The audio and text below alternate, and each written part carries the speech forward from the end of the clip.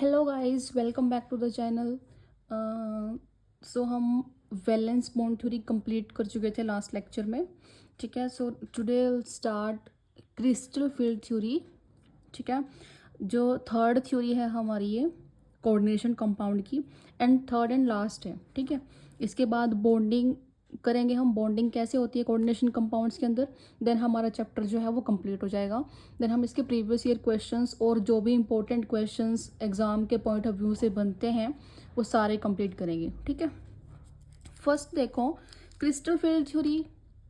अब जैसे मैंने आपको वैलेंस बॉन्ड थ्योरी के बारे में बताया था कि वैलेंस बॉन्ड थ्योरी जो है वो मेनली फोकस करती है बॉन्डिंग पे।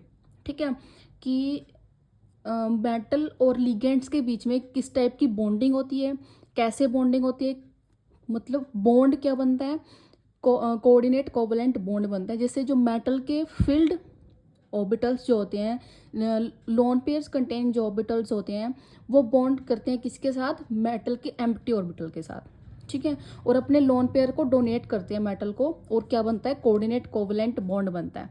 ठीक है, उसमें हमने क्वेश्चंस डिस्कस किए। फिर हमने उसकी देखी कि इसमें कुछ लिमिटेशंस बनती हैं, कि इसमें बहुत सारी अजम्पशन हैं, कलर्स के बारे में कुछ नहीं बताया कोऑर्डिनेशन कंपाउंड के, क्वांटिटेटिव इंटरप्रिटेशन या फिर स्टेबिलिटी के बारे में कोऑर्डिनेशन कंपाउंड्स की नहीं बताया उसने। ठीक है, कलर और जो वीक फील्ड और स्ट्रॉन्ग फील्ड लिगेंड है उसको कैसे डिस्टिंग्विश करना है वो नहीं उसने बताया। सो बहुत सारी मतलब वीबीटी में बहुत सारी लिमिटेशंस आई। ठीक है, उसके बाद जो है बीबीटी के बाद एक नई थ्योरी डिस्कवर हुई, वो है क्रिस्टल फील्ड थ्योरी। ठीक है, इसमें बहुत चीज़ों को, क्रिस्टल फील्ड थ्योरी में बहुत सारी लिमिटेशंस को जो है बीबीटी की ओवरकम किया गया। अब देखो क्रिस्टल फील्ड थ्योरी क्या कहती है।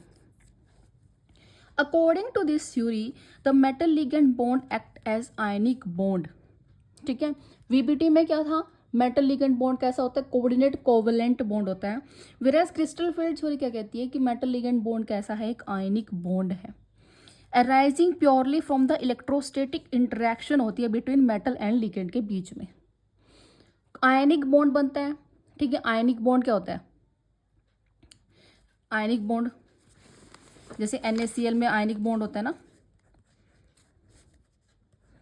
ठीक है, इसके पास इसके पास क्या है, एक्स्ट्रा इलेक्ट्रॉन्स है, इसके पास कमी है, तो ये क्या करते हैं, इसके साथ अपने इलेक्ट्रॉन को कंप्लीट ट्रांसफर कर देते हैं अपने इलेक्ट्रॉन्स को। ठीक है, तो वही है आयनिक बॉन्ड। ये कहते हैं कि क्रिस्टल फील्ड थ्योरी में मेटल और लिगेंड के बीच में आयनिक बॉन्ड बनता है, एक इलेक्ट्रोस्टैटिक इंटरेक्शन होती है बिटवीन मेटल एंड लिगेंड्स के बीच में। ठीक है, नेक्स्ट है this theory takes anion as point charge और न्यूट्रल मॉलिक्यूल एज डाइपोल्स। ठीक है, इस थ्योरी के अकॉर्डिंग जो अनायंस है उनको as a point charge treat किया गया है, और जो न्यूट्रल मॉलिक्यूल्स हैं उनको as a dipoles. When the transition metal do not bond to any ligand their d orbitals degenerate, this means they have same amount of energy. मतलब क्या कह रहा है कि जब ये मेटल है जैसे बीच में, और ये क्या है, इसके चारों तरफ लिगेंड्स हैं, ऐसे ही होता है, ऐसी बॉन्डिंग होती है। सबसे पहले तो उसने कहा कि इनके बीच में क्या है, आयनिक बॉन्ड बनता है, इलेक्ट्रोस्टैटिक इंटरेक्शन होती है बिटवीन मेटल एंड लिगेंड्स के बीच में। नेक्स्ट वो कह रहा है कि जब ट्रांजिशन मेटल्स, ये ट्रांजिशन मेटल है, सेंट्रल मेटल जो है हमारा, जब ये इस लिगेंड के साथ बॉन्ड नहीं बना रहा, ठीक है, जब लिगेंड्स के साथ ये बॉन्ड नहीं बना रहे, तो इन जो डी ऑर्बिटल्स होंगे वो क्या होंगे, डीजनरेट। डीजनरेट मतलब सबकी क्या होगी, सेम एनर्जी होगी। ठीक है, ये ट्रांजिशन मेटल होते हैं जो बीच वाले 3D सीरीज के। ठीक है, इनमें मेटल के पास क्या होते हैं, डी ऑर्बिटल्स होते हैं ना। डी ऑर्बिटल्स क्या, अभी कईयों को ये भी नहीं समझ में आएगा, देखो मैं बता देती हूँ। जैसे सपोज आपके पास आयरन है, ट्रांजिशन मेटल है, क्या है, एटॉमिक नंबर 26 है। ठीक है, वो क्या इलेक्ट्रॉनिक कॉन्फ़िगरेशन जब हम इसकी लिखते हैं, ऑर्गन 18 3D 4s, ये आती है इलेक्ट्रॉनिक कॉन्फ़िगरेशन 3D 6 4s2। सो इस डी ऑर्बिटल्स की बात हो रही है, ये जो डी ऑर्बिटल्स हैं, मेटल के पास डी ऑर्बिटल्स होते हैं। अभी ये जो डी ऑर्बिटल्स होते हैं, ये कह रहा है कि इनकी क्या है, सेम एनर्जी है। ये डीजनरेट है। डीजनरेट का मतलब है इनकी सेम एनर्जी है। कब है सेम एनर्जी? जब ये मेटल के साथ बॉन्डिंग नहीं कर रहे, जब ये मेटल जो है लिगेंड के साथ बॉन्डिंग नहीं कर रहे, तब इन डी ऑर्बिटल्स, ये डी ऑर्बिटल्स क्या है, डीजनरेट है, इनकी क्या है, सेम एनर्जी है। ठीक है, इतना क्लियर है। सेकंड पॉइंट क्लियर हो गया। अभी नेक्स्ट पॉइंट देखो। नेक्स्ट इसमें पोस्टुलेट्स हैं, when they start bonding with other ligand the D orbital split apart and become non degenerate. ठीक है, जब ये बॉन्डिंग स्टार्ट कर देते हैं लिगेंड्स के साथ, तो जो डी ऑर्बिटल है वो क्या होते हैं, स्प्लिट हो जाते हैं। और ये वो क्या, नॉन डीजनरेट, मतलब उनकी एनर्जी क्या होती है, अलग अलग हो जाती है। ठीक है, डीजनरेट थे, बट जब इन्होंने बॉन्डिंग शुरू कर ली, अब क्या कर ली, इन्होंने बॉन्डिंग शुरू कर ली लिगेंड्स के साथ, तो अब ये क्या हो गए, नॉन डीजनरेट हो गए, नॉन डीजनरेट हो गए। ठीक है, this bonding occurs mainly due to different symmetries of the d orbital and the inductive effect of the ligand on the electrons। ये बॉन्डिंग कब होती है, क्यों होती है, क्योंकि डी ऑर्बिटल्स की सबकी डिफरेंट सिमिट्रीज हैं, and inductive effect of the ligands on the electron, the pattern of the splitting of the D orbit depends on the nature of the crystal field. ठीक है, जो ये पैटर्न है splitting का D orbitals में, वो किसके ऊपर डिपेंड करता है, क्रिस्टल फील्ड के नेचर के ऊपर। ठीक है, समझ आया। अभी थोड़ा थोड़ा कॉम्प्लिकेटेड सा लग रहा होगा, बट जब हम कोऑर्डिनेशन में स्प्लिटिंग पढ़ेंगे या टेट्राहेड्रल में, सॉरी कोऑर्डिनेशन में कह रही हूँ, ऑक्टाहेड्रल में स्प्लिटिंग पढ़ेंगे या टेट्राहेड्रल में स्प्लिटिंग पढ़ेंगे, तब आपको बहुत अच्छे से क्लियर होगा कि कैसे मतलब इनकी डी ऑर्बिटल की सिमिट्रीज के डिफरेंट होने की वजह से कैसी स्प्लिटिंग होती है डी ऑर्बिटल्स की, और कैसे ये क्रिस्टल फील्ड के नेचर के ऊपर डिपेंड करती है। ठीक है, अभी ये जो वर्ड आया डिफरेंट सिमिट्रीज, पहले हम इसका मतलब समझते हैं क्या है। अभी देखो, ये डी ऑर्बिटल्स हैं। ठीक है, अभी हमें पता है 5 ऑर्बिटल्स होते हैं डी में। ठीक है, एक d x Y, d x z, d Y Z, d x square minus Y square and D Z square, ये सबकी शेप होती है। ठीक है, अब इसकी जैसे ये तीनों की शेप सेम है, तो ठीक है, तो इनकी क्या होगी, एनर्जी भी सेम होगी। ठीक है, इन दोनों की शेप अलग है तो इनकी अलग एनर्जी होगी। ठीक है, तो इस वजह से इनकी शेप्स अलग होने की वजह से इनकी सिमिट्री जो है वो डिफरेंट होती है। सिमिट्रीज डिफरेंट होगी तो इनकी स्प्लिटिंग भी डिफरेंट होगी, मतलब इनकी एनर्जी, जैसे कई बार इनकी एनर्जी ज़्यादा होगी, इनकी कम होगी, या इनकी कम होगी और इनकी ज़्यादा होगी। ठीक है, ये जब ऑक्टाहेड्रल में स्प्लिटिंग या टेट्राहेड्रल में स्प्लिटिंग पढ़ेंगे तब देखते हैं कि कौन सी की एनर्जी ज़्यादा और कौन सी की एनर्जी कम होती है, और ऐसा क्यों। ठीक है, कुछ की एनर्जी ज़्यादा और कुछ की एनर्जी कम क्यों होती है। ठीक है, अभी के लिए हमने 3 पोस्टुलेट्स पढ़ी हैं। फर्स्ट में हमने बताया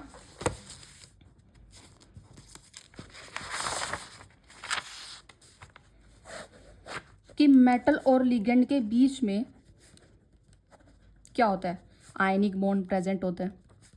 आयनिक बॉन्ड मतलब इलेक्ट्रोस्टैटिक फोर्स ऑफ अट्रैक्शन होती है, इलेक्ट्रोस्टैटिक फोर्स ऑफ अट्रैक्शन होती है बिटवीन मेटल एंड लिगेंड।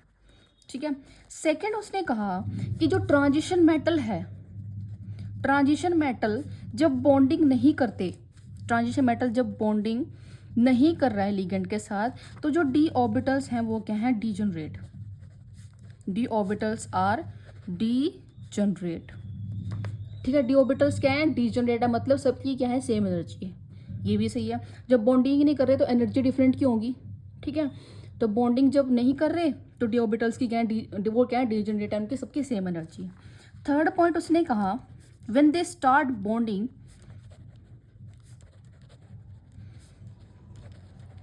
कि जब उन्होंने बॉन्डिंग स्टार्ट कर ली तो क्या होगा, स्प्लिटिंग होगी डी ऑर्बिटल्स की, स्प्लिटिंग ऑफ डी ऑर्बिटल्स। ठीक है, डी ऑर्बिटल्स की स्प्लिटिंग शुरू होगी। अब ये जो स्प्लिटिंग है वो किसके ऊपर डिपेंड करती है, different symmetries of D orbital के ऊपर, different symmetries of D orbital. और सेकेंड चीज आती है, depends upon nature of crystal field के ऊपर। ठीक है, ये दो चीजें हैं जिसके ऊपर जो लिगेंड्स जब मेटल के साथ बॉन्डिंग करते हैं, ठीक है, तो जो बॉन्डिंग के बाद जो स्प्लिटिंग होती है वो इन चीज़ों के ऊपर डिपेंड करती है। ठीक है, अब देखो, अब हम पढ़ते हैं कि crystal field splitting octahedral coordination advantage, मतलब ऑक्टाहेड्रल केस में कैसे स्प्लिटिंग होती है।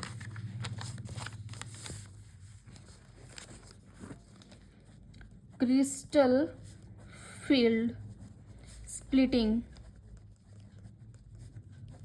इन ऑक्टाहेड्रल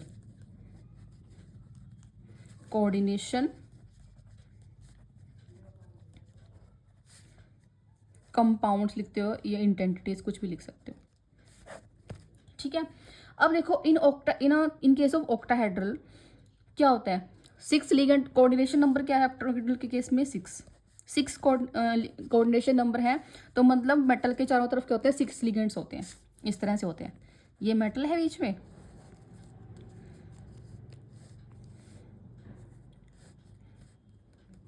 एक पीछे की तरफ होगा, एक आगे की तरफ होगा, वो दो क्या होंगे प्लेन में, इस तरह से 6 लिगेंड्स होते हैं। ठीक है, अब देखो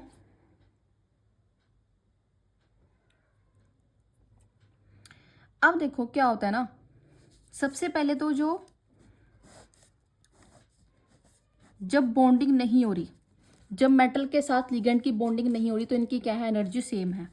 ठीक है, सारे ऑर्बिटल्स की क्या है, एनर्जी सेम है। इसको लिख सकते हो आप, ये क्या है, डीजेनरेट ऑर्बिटल्स हैं,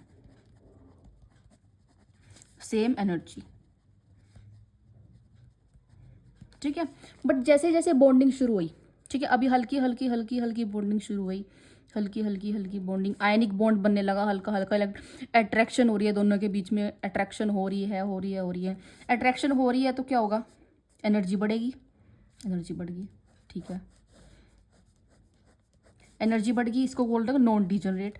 अब सबकी एनर्जी सेम नहीं रही, नॉन डिजनरेट ऑर्बिटल हो गया, एवरेज एनर्जी होगी, नॉन डिजनरेट ऑर्बिटल्स हो गए। ठीक है, अब देखो कुछ इसके बाद क्या होता है ना, इसके बाद स्प्लिटिंग ही बदल जाती है, मतलब 3 ऑर्बिटल्स नीचे आ गए और 2 ऑर्बिटल्स जो है उनकी एनर्जी ज़्यादा होगी, बढ़ गई, 3 की एनर्जी कम होगी, 2 की बढ़ गई। ठीक है, ये जो 3 कम हुई है, ये कौन कौन से होते हैं, ये होते हैं DXY, DYZ, DZX, ये 3 ऑर्बिटल्स होते हैं। जिनकी बड़ी है वो कौन से हैं, DX² -Y² एंड DZ²। ठीक है, समझ में आया कैसे हुआ। सबसे पहले तो देखो, अब ये कम क्यों, ये ज़्यादा क्यों, इसके पीछे भी लॉजिक है, रीज़न है, ये मैं अभी आपको बताऊंगी। फर्स्ट आप देखो स्प्लिटिंग कैसे होती है, स्प्लिटिंग जानना, स्प्लिटिंग समझना बहुत ज़्यादा इंपॉर्टेंट है। सबसे पहले 5 d ऑर्बिटल्स हमने लिए। ठीक है, जब बॉन्डिंग नहीं हो रही मेटल के साथ, अभी लिगेंड की बॉन्डिंग नहीं शुरू हुई। ठीक है, अभी क्या हुआ है, ये बीच में मेटल है, अभी लिगेंड जो है वो इकट्ठा होना शुरू हो गए चारों, मेटल के चारों तरफ। कितने लिगेंड्स आ सकते हैं, 6 आ सकते हैं, बिकॉज कोऑर्डिनेशन में ऑक्टाहेड्रल में कोऑर्डिनेशन नंबर कितना है, 6। ठीक है, अभी 5 d ऑर्बिटल्स की बॉन्डिंग शुरू नहीं हुई, तो ऑर्बिटल्स क्या है, डीजनरेट है, सबकी एनर्जी क्या है, सेम है। ठीक है, अभी जैसे जैसे लिगेंड आ गए, थोड़ा थोड़ा रिपल्शन शुरू हो रहा है, सॉरी अट्रैक्शन शुरू हो रहा है, इलेक्ट्रोस्टैटिक अट्रैक्शन हो रहा है, तो थोड़ी सी एनर्जी बढ़ गई। ठीक है, नॉन डीजनरेट हो गए, एवरेज एनर्जी होगी। अब उसके बाद क्या हुआ, कुछ की एनर्जी ज़्यादा होगी, कुछ की कम होगी। ठीक है, अभी हम देखेंगे रीज़न इसके पीछे कि DXY, DYZ और DZX में ऐसा क्या है कि जो इनकी एनर्जी कम हो रही है और इन दोनों की एनर्जी बढ़ रही है। ठीक है, अभी देखो मैंने आपको शेप्स बताई, इसमें दिखा देती हूँ, बना के क्या दिखाऊंगी। ये शेप्स होती हैं, ये DXY होता है, DYZ, DZX, इनकी तीनों की सेम होती है, और ये DX² -Y² और DZ²। ठीक है, अभी देखो इन ऑर्बिटल्स को देख कर आपको समझ में आ रहा होगा कि ये जैसे एक्सिस है, ये एक्स एक्सिस है, ये वाई एक्सिस है, और जो ऑर्बिटल्स हैं वो एक्सिस के बीच में हैं, इन बिटवीन द एक्सिस है। ठीक है, इसमें भी ये एक्स है, ये जेड है, ऑर्बिटल जो है वो दोनों एक्सिस के बीच में है, बीच में है ना, बीच में है, इन बिटवीन द एक्सिस है। यहाँ पे भी ऑर्बिटल क्या है, एक्सिस के बीच में है। But d x square minus Y square के शेप के अंदर जो ऑर्बिटल है वो एक्स एक्सिस पे है, दूसरा वाई एक्सिस पे है। एक्सिस पे ऑर्बिटल है, ना कि इन बिटवीन, बीच में नहीं है ना, इसमें बीच में थे बट इसमें यह एक्सिस के ऊपर है। ऐसे ही डी जेड स्क्वायर में एक्सिस के ऊपर है, जेड एक्सिस के ऊपर है ऑर्बिटल। ठीक है, इतना क्लियर है। शेप्स के अंदर जो डी ऑर्बिटल, ये ऑर्बिटल्स हैं एक्स वाई में इन बिटवीन द एक्सिस हैं, वाई जेड में इन बिटवीन द एक्सिस है, एक्स जेड में इन बिटवीन द एक्सिस है। But in case of d x square minus y square and D z square, जो axis है वो orbitals हैं जो वो ऑन द एक्सिस प्रेजेंट है। ये इन बिटवीन द एक्सिस है और ये ऑन द एक्सिस प्रेजेंट है। ठीक है, अब आप सोचोगे इससे क्या हो रहा है, इन बिटवीन एक्सिस हो चाहे ऑन द एक्सिस हो, इससे क्या फ़र्क पड़ रहा है? फ़र्क पड़ता है। कैसे? अभी देखो,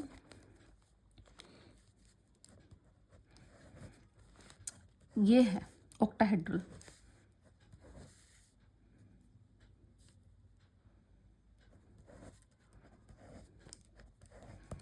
ये ऑक्टाहेड्रल है। ठीक है,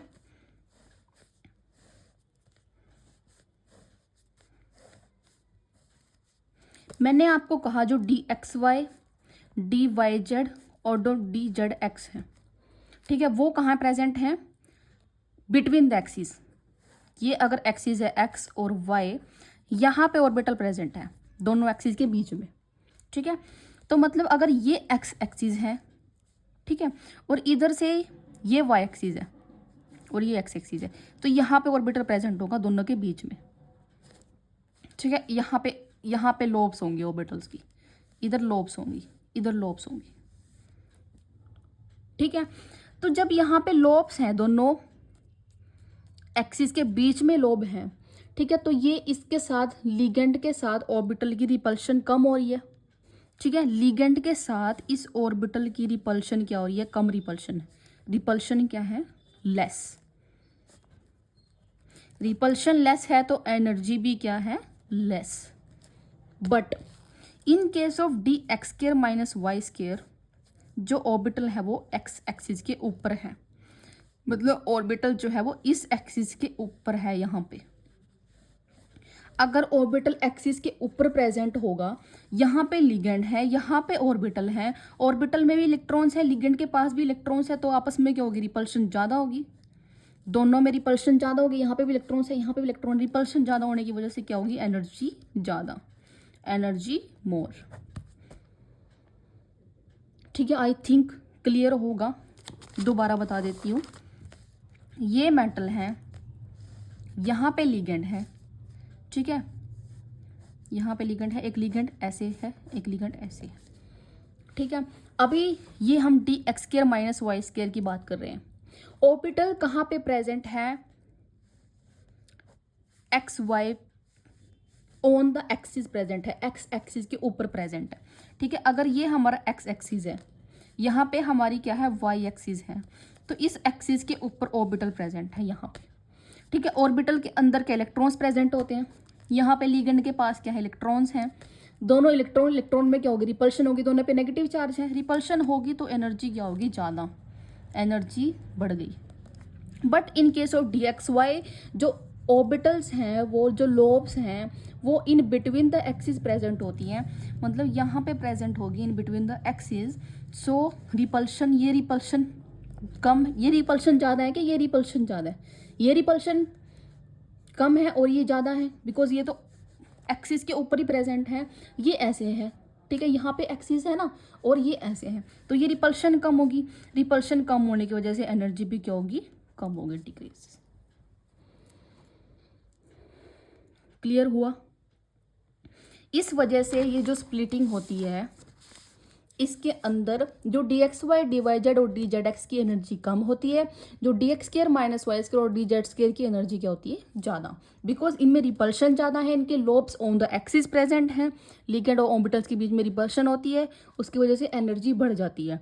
whereas d x Y, D Y Z, D Z x के अंदर क्या होता है? जो ऑर्बिटल्स हैं वो in between the axis present होते हैं, जिसकी वजह से रिपल्शन ज़्यादा नहीं होती, रिपल्शन कम होती है बिटवीन लिगेंड्स एंड ऑर्बिटल्स। सो जो एनर्जी है वो कम हो जाती है। ठीक है, एक बार आप यहाँ से देख लो, In case of an octahedral coordination compound, there are 6 ligands that surrounding the metal atom and ion. In these cases, we observe repulsion between the electrons in d orbital and the ligand electrons.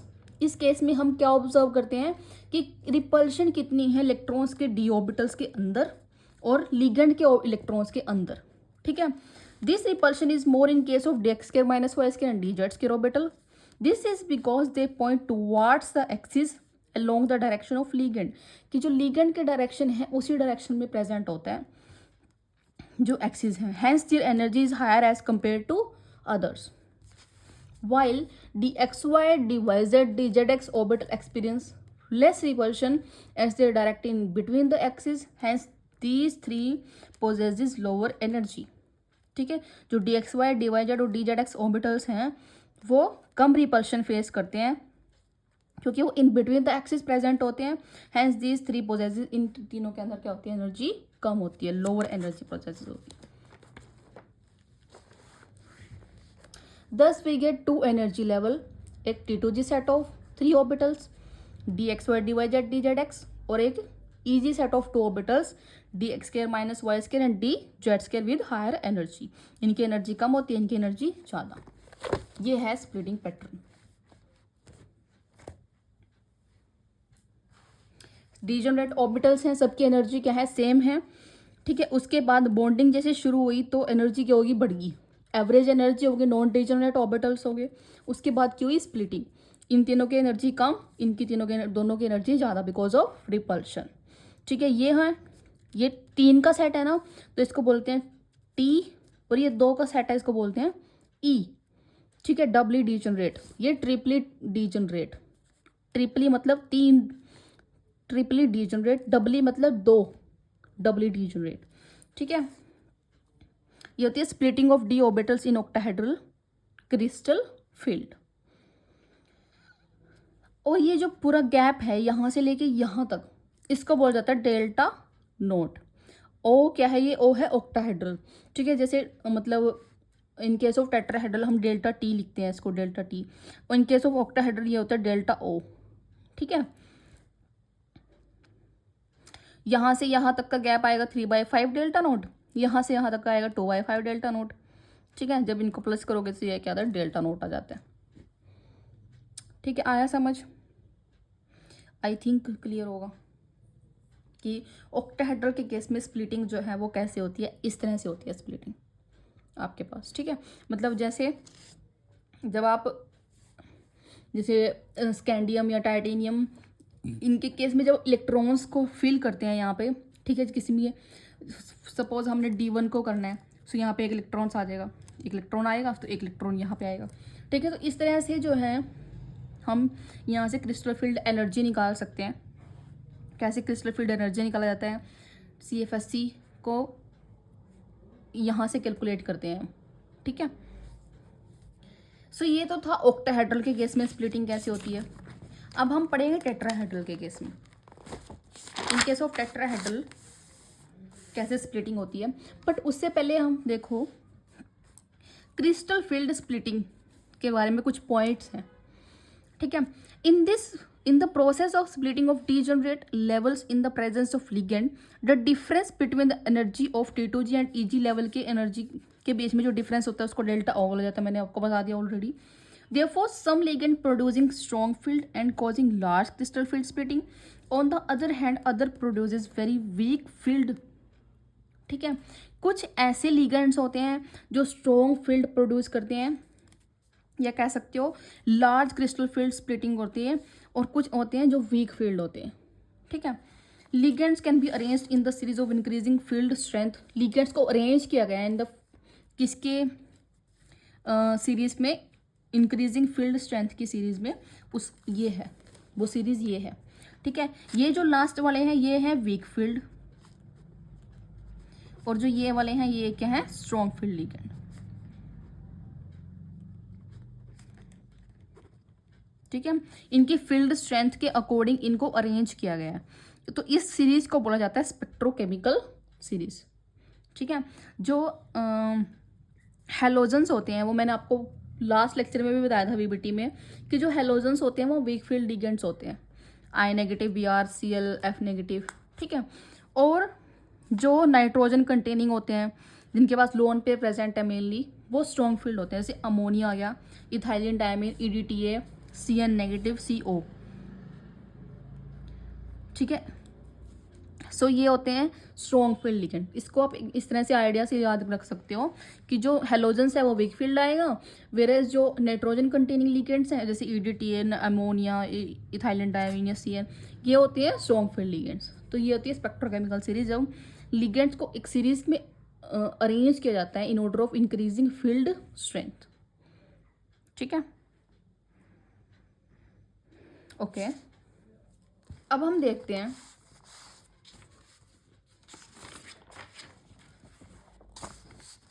Splitting, देखते हैं metals में कैसी होती है। अभी देखो, सबसे पहले चेक करेंगे D1 के केस में। डी ऑर्बिटल में जब हमारे पास एक ही इलेक्ट्रॉन प्रेजेंट होगा, ठीक है, उस केस में देख लेते हैं। डी ऑर्बिटल्स हैं, एक इलेक्ट्रॉन प्रेजेंट है। देखो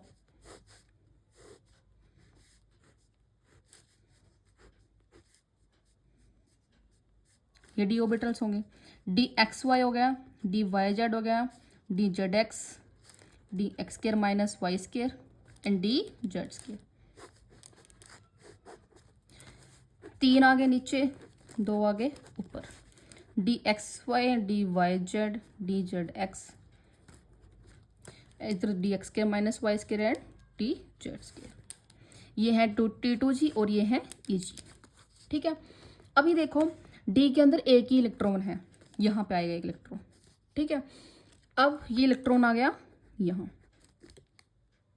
ठीक है। सबसे पहले निचले वाले लेवल्स में प्रेजेंट, ऊपर तो नहीं जा सकता डायरेक्ट, पहले नीचे आएगा।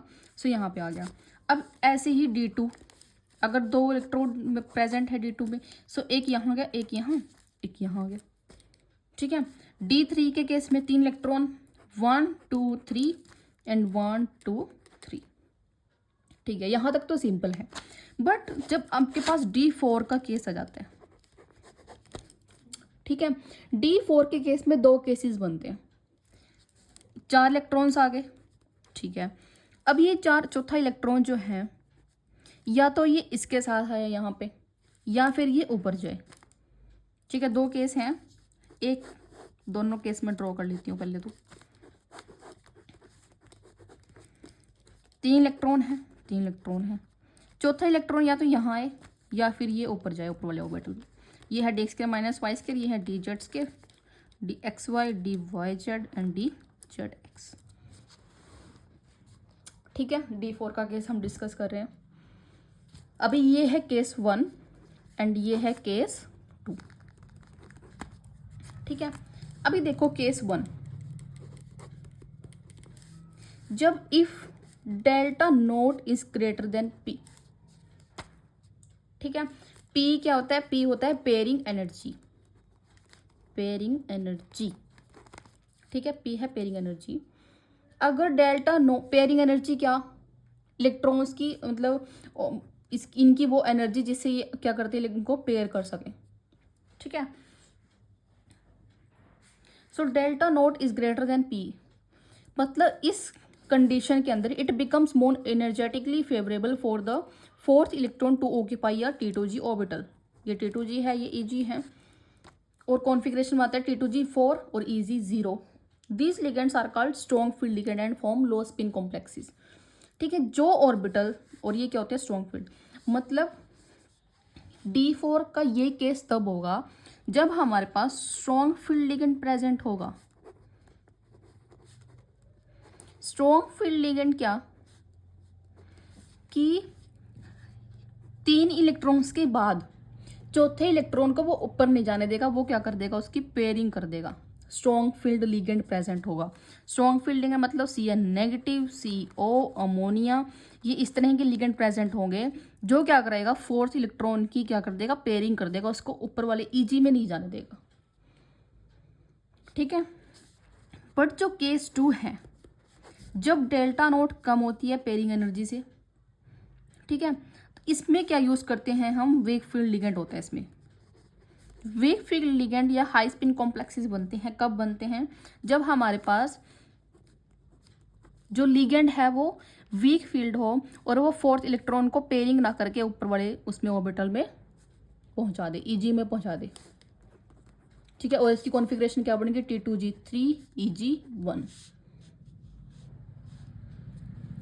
ठीक है, सो ये दो होते हैं। स्ट्रॉन्ग फील्ड लिगेंड क्या करता है, पेयरिंग करता है, whereas weak field ligand pairing नहीं करते। वीक फील्ड लिगेंड से क्या होता है, जो इलेक्ट्रॉन्स है वो ऊपर वाले ऑर्बिटल में चला जाते हैं।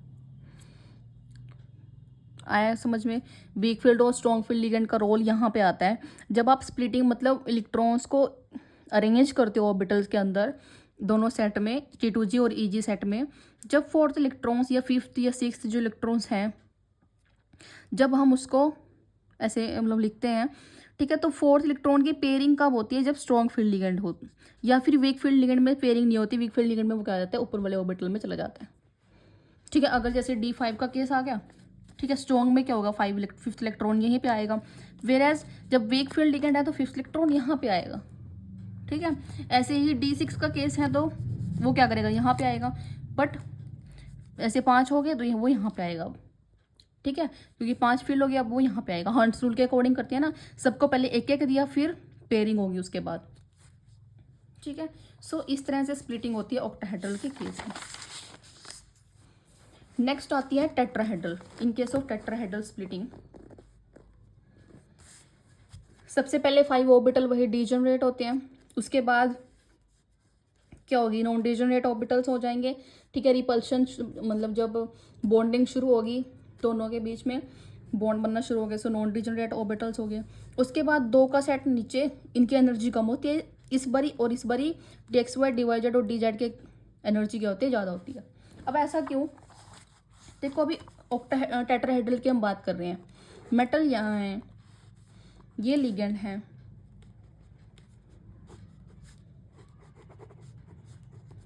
ठीक है। अभी हमें क्या चाहिए कि जो DXY DYZ DZX इनकी एनर्जी ज़्यादा होती है, क्योंकि इन between the axis ligand present होते हैं। सो यहाँ पे जो इन between the axis ligand present होंगे वो इस तरह से होंगे। ठीक है, वो रिपल्शन ज़्यादा फेस करेंगे एज कम्पेयर टू जो एक्सिस के ऊपर प्रेजेंट होंगे। ठीक है, सो इस वजह से DXY DYZ DZX की एनर्जी ज़्यादा होती है एज कम्पेयर टू DX के -y square and DZ square orbital से। ये E और ये T2।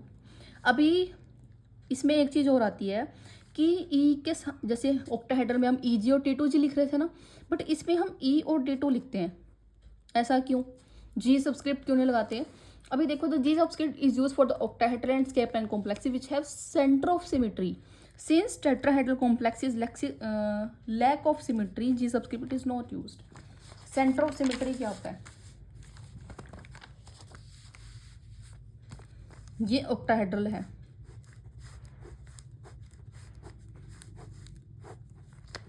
ठीक है, सेंटर ऑफ सिमेट्री क्या होता है, देखो जैसे हम ये बीच में मेटल है, यहाँ से इधर चले, ऊपर की तरफ चले, हमें क्या मिला, एक लिगेंड मिला। सेम लिगेंड हमें तब कब मिलेगा, जब हम नीचे की तरफ चलेंगे। यहाँ पे भी हमें लिगेंड मिला। ठीक है, तो ये क्या होता है, सेंटर ऑफ सिमेट्री है, मतलब मॉलिक्यूल के अंदर क्या है, सिमेट्री, कि ऊपर की तरफ चले लिगेंड मिला, नीचे की तरफ चले तब भी लिगेंड मिला, इधर चले तब भी लिगेंड मिला, इधर चले तब भी लिगेंड मिला, इधर चले लिगेंड मिला, इधर भी चले लिगेंड मिला। तो मीन्स इसमें क्या है, इसमें सेंटर ऑफ सिमेट्री प्रेजेंट है। तो ऑक्टाहेड्रल में क्या G सबस्क्रिप्ट यूज करते हैं, G रेड होता है इसका मतलब। But in case of tetrahedral हमें ऐसा नहीं मिलता। जैसे बीच में अगर मेटल है, लिगेंड एक यहाँ होगा, एक यहाँ, एक यहाँ, एक यहाँ, ऐसे। ठीक है, अभी देखो ये पीछे की तरफ है, ये अगर यहाँ है तो ये प्लेन में है, बट ये प्लेन में नहीं है, ये पीछे की तरफ है इस तरह से। ठीक है, तो ऊपर चले लिगेंड मिला तो, बट नीचे चले हमें लिगेंड नहीं मिलता, ये तो पीछे की तरफ है ना, समझ रहे हो। इधर से दोबारा देखो इसको, यहाँ पे मेटल है, यहाँ पे एक लिगेंड है, एक लिगेंड यहाँ पे है, एक लिगेंड यहाँ पे है, एक लिगेंड यहाँ पे। ठीक है, अभी देखो अगर ऊपर की तरफ चले बट नीचे की तरफ चले हमें लिगेंड नहीं मिलेगा। लिगेंड नहीं मिल रहा तो इसमें क्या है, इसमें आई प्रेजेंट नहीं है, इसमें सेंटर ऑफ इन्वर्जन प्रेजेंट नहीं है। तो सेंटर ऑफ इन्वर्जन जब प्रेजेंट नहीं है तो हम G यूज़ नहीं करेंगे, हम क्या करेंगे, सिर्फ E और T2 यूज़ करेंगे। ठीक है, ये दोनों के बीच में जो गैप होता है उसको बोलते हैं डेल्टा T। ठीक है, यहाँ पे नीचे वाले 3/5 डेल्टा T, ऊपर वाले को 2/5 डेल्टा T। ठीक है, ये आपको लर्न रखना है पूरा, जिसका स्प्लिटिंग पैटर्न है ये आप खुद से लर्न रखोगे। ठीक है, और एक इसमें इंपॉर्टेंट रिजल्ट आता है, delta T is equal to 4/9 delta O. ठीक है, क्या होता है ना, जो डेल्टा टी है वो ज़्यादा होती है डेल्टा ओ से, मतलब crystal field splitting in case of tetrahedral कम होती है, कम, डेल्टा ओ वाली ज़्यादा होती है, सॉरी डेल्टा ओ वाली ज़्यादा होती है बट डेल्टा टी वाली कम होती है। क्यों? बिकॉज एक तो जो ऑक्टाहेड्रल के केस में एक तो कोऑर्डिनेशन नंबर जो है वो ज़्यादा होता है, इसमें कोऑर्डिनेशन नंबर 6 है, इसके केस में कोऑर्डिनेशन नंबर क्या है 4 है। तो इस कोऑर्डिनेशन नंबर ज़्यादा होने की वजह से, ठीक है, ज़्यादा लिगेंड्स अटैच होंगे, ज़्यादा मेटल्स तक लिगेंड पहुंच पाएंगे। तो इस वजह से क्या होता है, जो स्प्लिटिंग है क्रिस्टल फील्ड स्प्लिटिंग या CFST की जो वैल्यू है वो ऑक्टाहेड्रल के केस में ज़्यादा होती है एज़ कम्पेयर टू टेट्राहेड्रल के केस में। ठीक है, सो ये तो था crystal field theory in case of tetrahedral, in case of octahedral हमने कंप्लीट कर लिया है। नेक्स्ट लेक्चर में हम इसके कलर के बारे में पढ़ेंगे, कलर कोऑर्डिनेशन कंपाउंड, देन हमारा बॉन्डिंग रह जाएगा। ठीक है, वो नेक्स्ट लेक्चर में हम कंप्लीट करेंगे। सो या इस वीडियो में इतना ही। वीडियो अगर अच्छी लगे तो कमेंट करो, शेयर करो, लाइक करो। ठीक है, और अगर कोई भी क्वेरी है, डाउट है तो कमेंट करके पूछ लेना। सो या stay tune for upcoming videos. Thank you so much.